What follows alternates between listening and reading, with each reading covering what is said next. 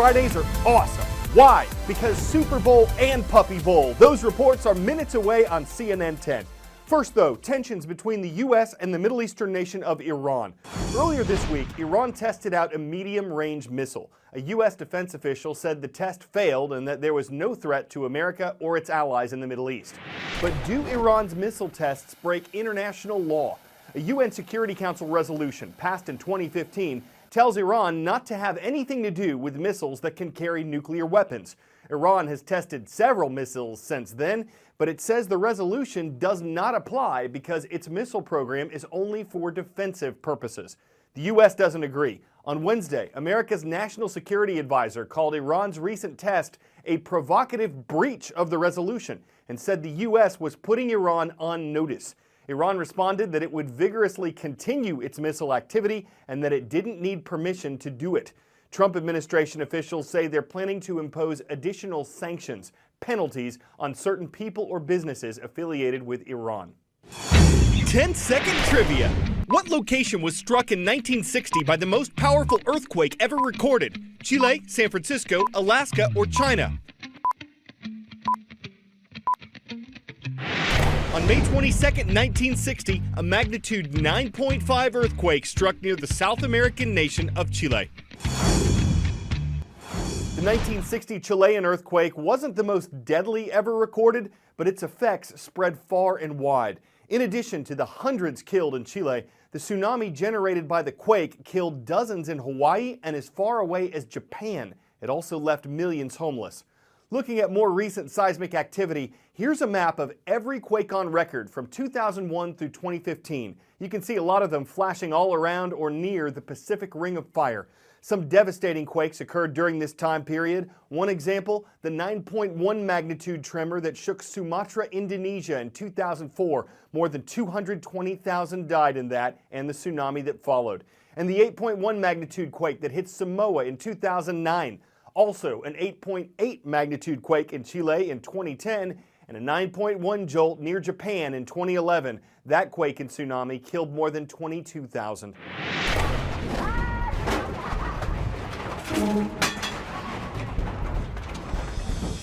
Number 1. An earthquake occurs when two blocks of the earth slip past each other. Now, for most of the time, those blocks are together with friction, but they are building up energy because they are moving in different directions. When one block decides to slip, all of a sudden that energy is released by seismic waves, kind of like ripples on a pond, creating the earthquake. Number 2. An earthquake can occur very near the surface of the earth. Those earthquakes are typically very destructive, or as deep as 400 miles down into the crust. Now, where the shaking actually happens, that's called the hypocenter, but directly above it on the surface, that's called the epicenter. Number 3. The power of an earthquake is called magnitude. Now, the intensity of the shaking can vary depending on the geography, the topography, or even the depth of the quake. Now, the USGS says there are 500,000 detectable quakes every year. 100,000 can be felt, and 100 will create damage. Number 4. Earthquakes themselves actually don't kill that many people. It's the natural and man-made structures that fall to the ground during the shaking that injure and kill. Number 5. The majority of all earthquakes and volcanoes happen along plate boundaries. The largest is the Pacific Plate and its series of boundaries all along the Pacific Ocean, known as the Ring of Fire. Okay, big game this weekend in the U.S. Pro football is the most popular sport in the country, and its championship game, the Super Bowl, kicks off at 6:30 p.m. Eastern on Sunday. Why this gets so much attention? For one thing, it's routinely viewed by more than 1/3 of the entire country. Nielsen ratings indicated last year's game averaged almost 112 million viewers. That only counts people who watched in a home, not restaurants. Advertisers paid $5 million for each 30-second spot, and this was for a game that came in at number 3 in terms of viewership. The all-time TV record was set in 2015 when Super Bowl 49 got more than 114 million viewers. Will this year's Super Bowl 51 break that record? We'll know after the Atlanta Falcons play the New England Patriots in Houston, Texas. And while all the players in this game are men, that's not the case across the sport.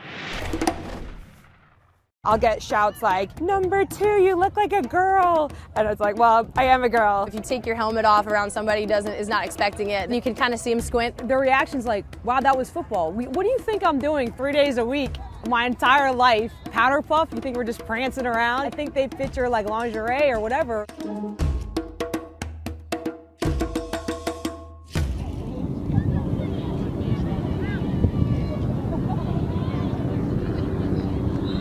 I was a catcher at Maryland, and then I had a teammate who said, you know what, you'd probably be a good quarterback.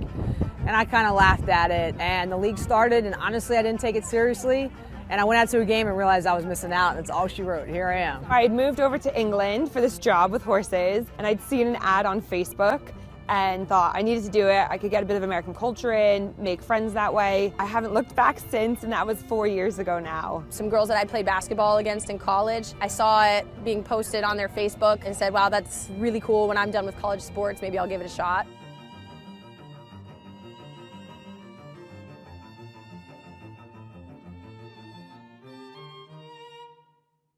Each player has to pay about $500 to $1,000 a season. That doesn't mean you can't go out and get sponsorships, ticket sales, help, things like that. Fields alone, these days it's $200 an hour. We all are personally insured, so you have to have insurance to play in this league for obvious reasons. So it's an expensive sport. Every year it's close to $1,000 just for fees. You're not counting equipment, you're not counting accessories, medical bills, anything like that, so it's upwards tens of thousands of dollars. I'm an athletic trainer. I'm a homicide detective for the Prince George's County Police Department in Maryland. So I'm a personal trainer.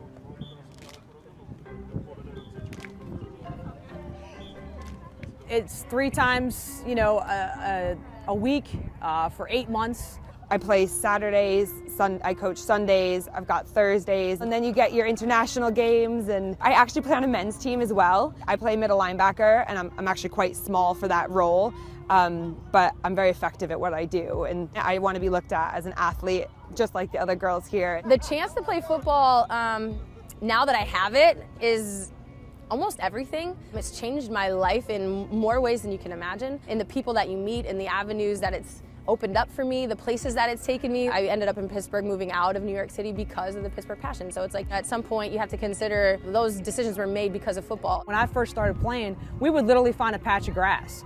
We would use our headlights for practice. Hopefully, 10 years from now, this is, just the standard, and the mindset's changed. The best comment I've ever had was that I would never know you're a woman until you took your helmet off, which means tells me we're playing the sport right, we're doing it right, and we're building it. 1, 2, 3, women's football!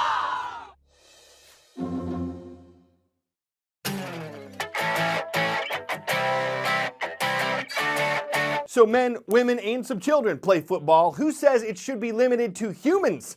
For the 13th year, puppies will be taking the field for the annual Puppy Bowl. It's more a competition of cuteness. The game, which airs at 3 p.m. on Super Bowl Sunday, helps some of these pups get adopted. They come from shelters across the country. They're all between about 12 and 20 weeks old. They're a mix of breeds, including mixed breeds. And the ref says he's been bitten, chewed, scratched, and needs to avoid stepping on tails. So there are a couple of things to watch out for. The players are all scrappy, and though victory is pup for grabs, it's still a sport with bite, though its bark is probably worse. At least the winning treats could make for a Super Bowl. I'm Cral Azuz, dogging you with puns for CNN 10.